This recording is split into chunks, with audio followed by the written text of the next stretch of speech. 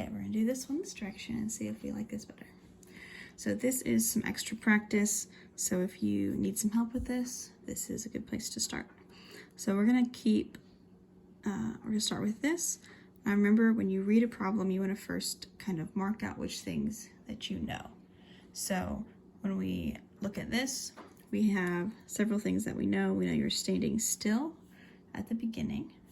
We know that you reach a speed of 3.5 meters per second.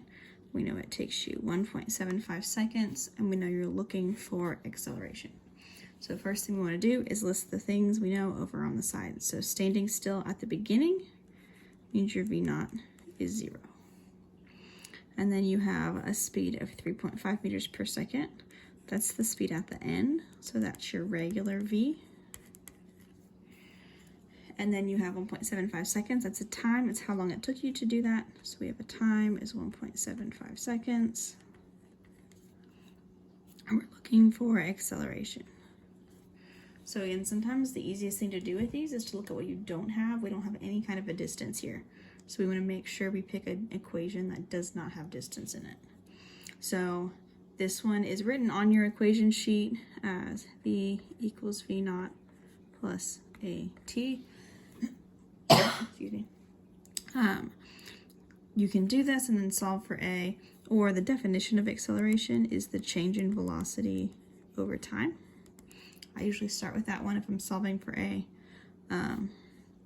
Now, one thing we can do that makes this easier is we know V0 is 0, which means we can just take this and cross it out, and we can ignore it because it's 0.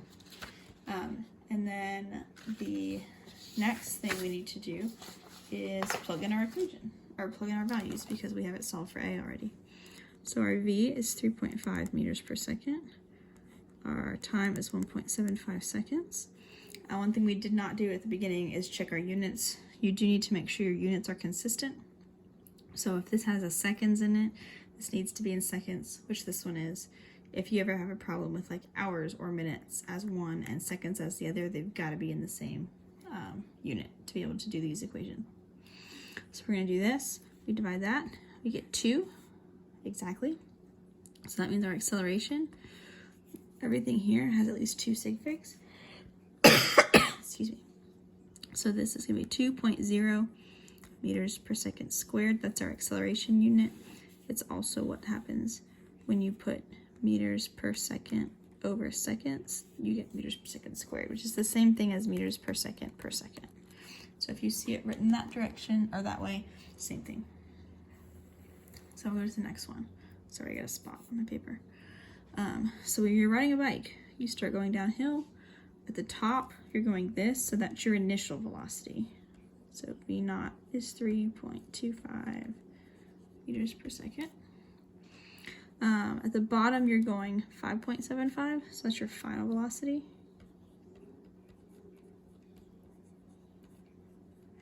And it took you 4.8 seconds. That's a time.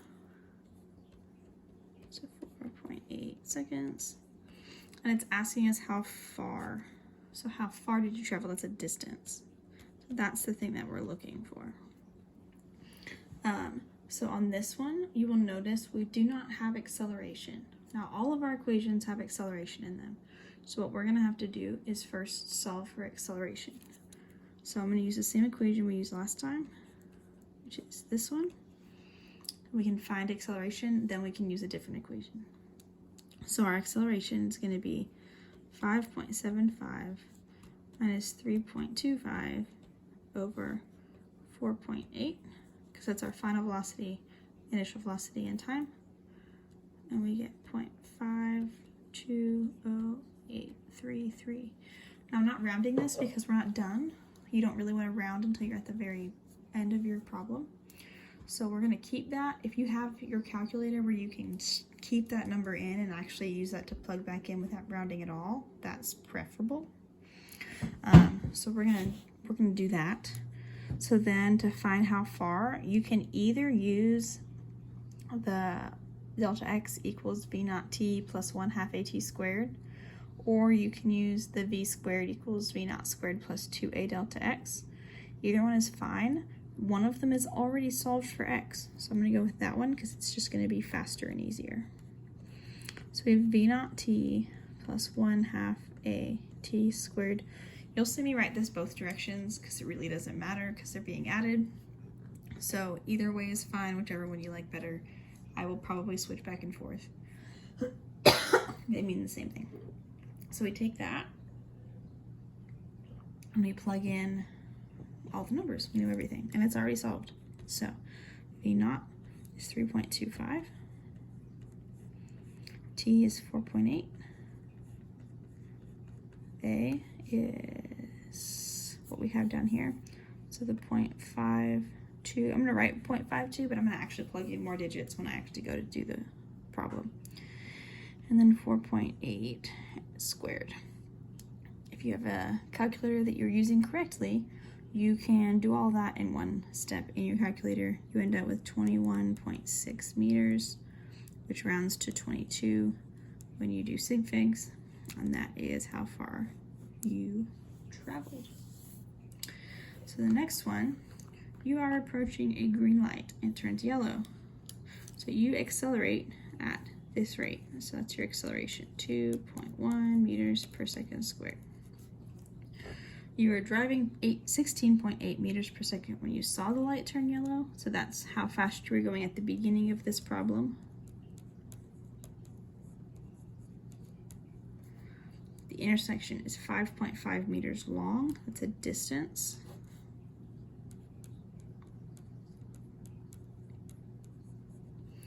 What was your final velocity? That's regular v, final velocity. And then they give you a speed limit and you're trying to find if you are speeding or not. So we get to find our velocity and then we need to convert that into miles per hour and see if we are going faster or slower than 45. You will get a better feel for speeds in meters per second as we go through the year. Obviously driving, we know miles per hour best. So we are solving for final velocity. We do not have a time, and it doesn't ask us for time. So the best and fastest thing to do is to use the equation that does not have time in it. The one that does not have time in it is this one, which literally came from combining the two equations that do have time. But this means you don't have to do that every time. So this is literally just taking one of the equations, solving it for time, and plugging it into t in the other equation. Just makes your life a lot easier. So we're solving for final velocity, which means we're going to take the square root. So your final velocity is the square root of your initial, which is 16.8, squared, plus 2 times your acceleration, which is 2.1, times your delta x, which is 5.5. When you do that math, you get 17.47398, which we need to round. We've got 2 sig figs here, 2 here, 3 here. So we're going to keep 2. So we're going to keep these 2. So that turns into 17, and this is a velocity, so it's meters per second. Now, if the speed limit is 45, are you speeding? That means we need to convert this into meters per second, or convert this into miles per hour, or convert 45 miles per hour into meters per second. I'm going to do this to miles per hour. So I have 17.47 over, it's meters over 1 second. Now this one you don't have to memorize. A mile is 1609 meters. If you run track, you know that 1600 meters is about a mile. This is just a useful fact to know. And then this time I'm going to go ahead and skip to the 3600 seconds, 1 hour, and that gives you 38.04 miles per hour. I did actually just do 17 on this one, but you are not speeding because you are not going 45. So no, you are not speeding.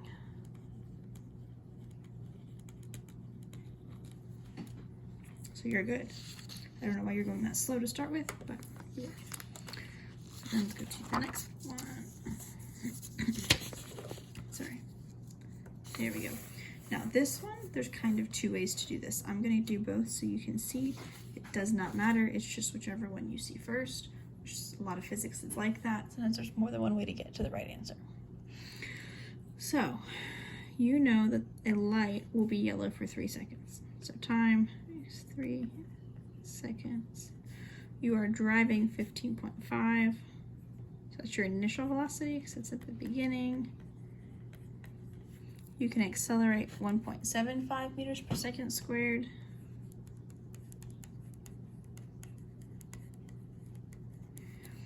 You are 52 meters from the other side. Can you make it through? So we know that this time and this distance do not necessarily go together. So what you want to do is use one and find the other one and then compare it to what we have. So you can either solve for time and see how long it takes you to cross the intersection and see if that is greater than or less than 3 seconds. Or you can solve for distance and see if it's greater than or less than 52 meters. So we're going to do both so you can see both because one has a tricky bit to it. So I am going to solve for the distance first and see how far I would make it before the light turns yellow. So I'm going to solve for x. So the easiest equation to do this with, and because we don't have a final velocity, really the only one you can use, is your 1/2 at squared plus v naught t. Which again, I switched the order from last time, but it doesn't matter. So I'm going to do 1/2 times our 1.75 times our 3 seconds, and then our 15.5 times 3 seconds. If you do all of that, you get 54 meters, 375. So that means in 3 seconds, you would go 54 meters. You will have been through the intersection and be good. So yes, you make it.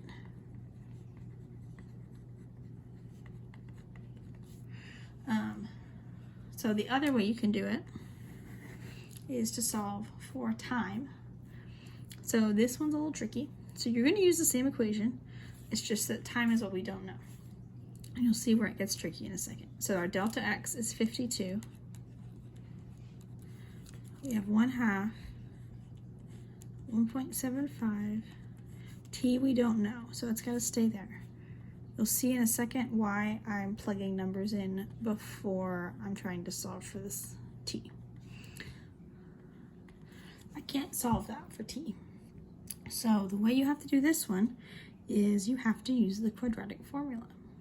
So in order to do that, we need to get it in the format of ax squared plus bx plus c equals 0. It's reaching back to your algebra days.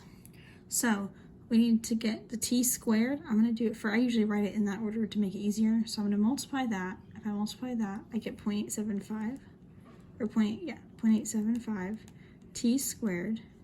And then the term with one variable is next, so plus 15.5t. And then I have to get the c on the same side, so I got to subtract it over. So it ends up being minus 52 equals 0. Now I can do the quadratic formula where this is my a, this is my b, and this is my c. You have to include the negative there.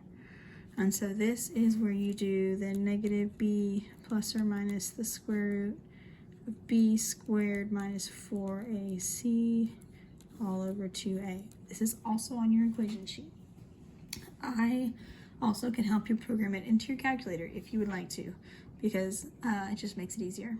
So I have mine in my calculator, so I'm literally just going to give you the answer. So the answer you'll get 2 times.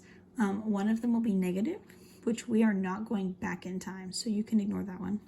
The useful number is the 2.88 seconds. So there's a negative. I can't remember what it is. I didn't write it down. But ignore the negative. We'll talk about that later, what that would actually mean. But it takes you 2.88 seconds to go through the intersection. The light is yellow for 3 seconds. So yes, you make it.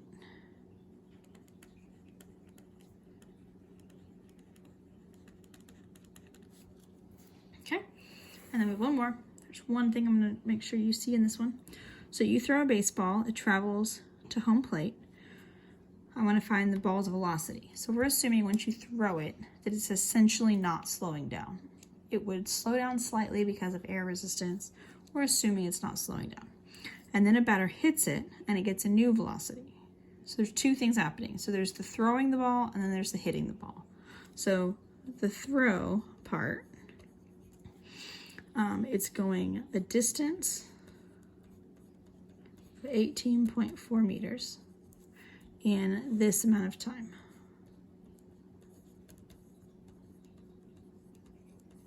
And we want to find the velocity. So it's just velocity is distance over time. So we do 18.4 meters over 0.85 seconds, and we get 21.647. So if we were to give that in sig figs, 22, and it's a speed, so it's going to be meters per second, because our units over here are meters and seconds. Okay, so that's our velocity. Now the second part is the hitting. So let me not scoot that too far. So with the hit, I've got two velocities, okay? So I have the velocity that it hit the bat with is this speed, right here. So this is 21.647. Again, don't round in the middle of a problem. Keep those digits as long as you can. And then you're hitting it, and the new velocity is this. It's in the opposite direction. What that tells us is we need to put a negative sign on that in order to indicate that it changed direction. So this is our initial velocity. Our final velocity is going to be negative 50.2 because we have to show that the direction has changed. And then this is the time that that took. So 0.25 seconds. It's the time that the bat is in contact with the ball. I'm trying to find acceleration. So again, I'm going to start with the definition of acceleration. This also can come from the one equation on your equation sheet. You just solve it for A. So I have a final velocity of negative 50.2 minus 21.647. Again, if you can use the save number in your calculator, that's great. And then time 0.25. So if you do that, you end up with negative 287.388 meters per second squared. That is not rounded yet. Should not have botched that. So I have 2 sig figs in my time, so I can keep 2 here. So negative 290 meters per second squared because it's an acceleration. That is my answer. So again, you have to make sure that if you know it changed direction, you have to put the negative sign on it because it is a it's a vector, so you need that. So yeah, that's it.